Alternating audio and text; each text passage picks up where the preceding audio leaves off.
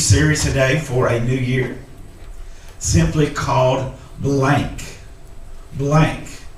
Now some of you, last year, the only blank you had in your life was when you was watching somebody on your bumper and you was calling them a blankety blank. But last week, Pastor Ryan talked about our life and our choices and our actions and our decisions paint a canvas.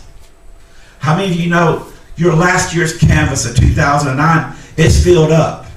You cannot change it. It is what it is. But 2010, guess what? You get a blank canvas. What goes on this canvas, you decide today. Every stroke you will put on here, by every decision you make, by every attitude, by every word that comes out of our voice. So today we start with a clean slate, a blank. Today's sermon is called Leave It Behind in 2009.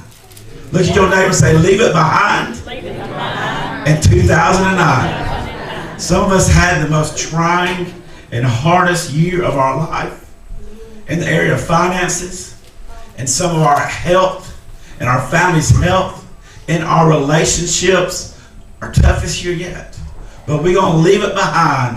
And I want to give you a new word for this new year to help you get through the next couple of months. Isaiah 43, looking at verse 18 and 19.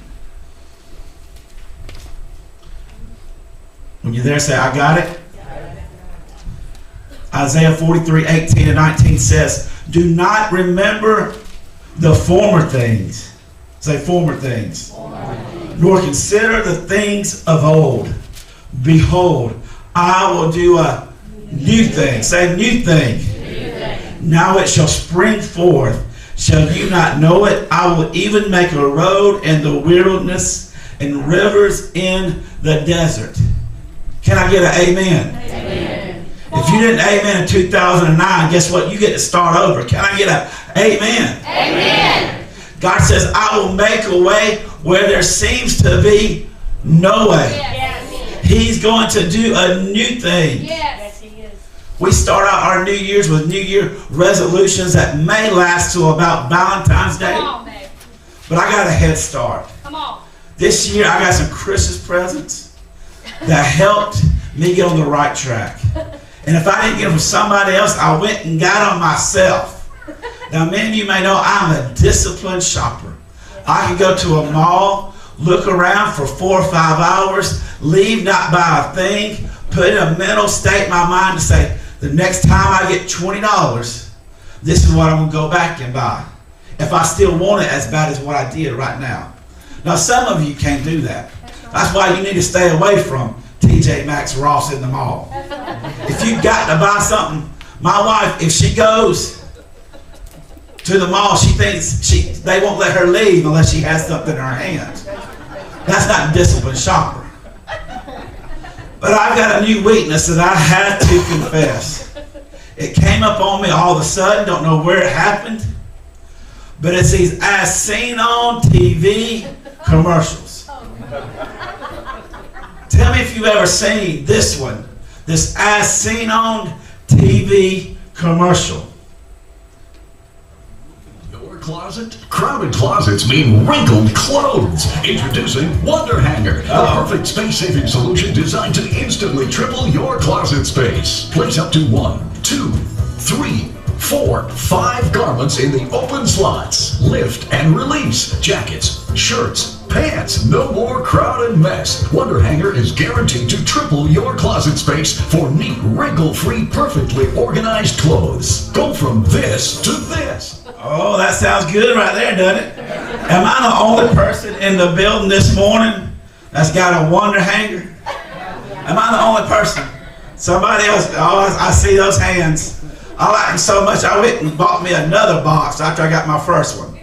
Now, it may not triple your closet space, but it helps a little bit. But that was just a new invention on an old thing. How many of you got an old-timey belt or tie hanger? You get them at the dollar store for $1. These are good things. These things are not rocket science. They're not developed by NASA. But they're just little bitty things that help get your life in order. The number one thing that you need to remember today is this year I will get my life in order. Amen. Get my life in order. This helps get my closet in order. Yesterday we spent about an hour getting my closet back in order. Finding the mate to the shoes that I ain't seen in a year. Order is simply the accurate arrangement of things. Order is one of God's obsessions. When God said that I want you to honor me and trust me and give back to me, show me your love, he says, I don't want you to give 2%. I don't want you to give 12%. I want you to start by giving 10%. He called it the tithe. And he was so specific, he said, I don't want your last 10%. I want your first 10th. He says, I will bless the first 10th because it is holy. Now, I love you giving to the bucket out there in front of Walmart, the little red bucket, but it ain't holy. What you give to the house of the Lord, that 10%, God says, that is holy, and I will bless it. Good. When Jesus was on this earth, he knew about order.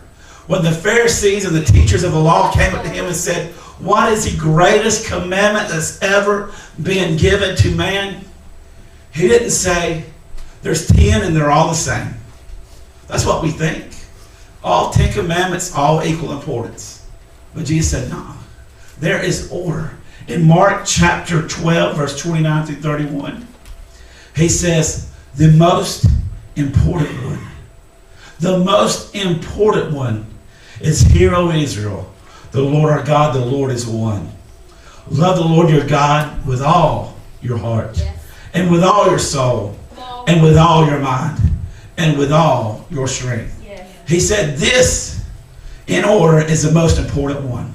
And if you really want to know, here's number 2. The second is love your neighbor as yourself. There is no commandment greater than these. And it says in verse 34, they dare not ask any more questions. That was the first example in the New Testament. Jesus gave them a cup of shut-up juice. They said, I ain't going to ask him nothing else. He didn't put us in our place. The proof of order is the absence of strife. How many of you have had some strife in your life? Yes. And sometimes it's because you created it. How many times have you ever had to turn around and go back to your house because you forgot something? Right. We did it this morning. Amen. We did it this morning. Absence of strife. A couple of weeks ago when it started getting cold, I said, I got to go find all my cold gear. I know I got it somewhere. We put all our closets, all our coats in one closet because I believe in order. Went to get my jacket to go play golf at about 40 degrees. And I said, uh-oh, something's wrong. It's got detachable sleeves and one of them's been detached and I can't find it. Guess what?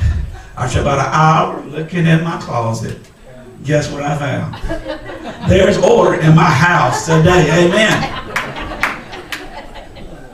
If you're always coming late to work, you will have strife in your life. If you're always showing up late to church, you're going to have strife in your life. If you got a son or a husband that would rather not be in the house of God because they weren't raised there, here's what you do. You get their clothes out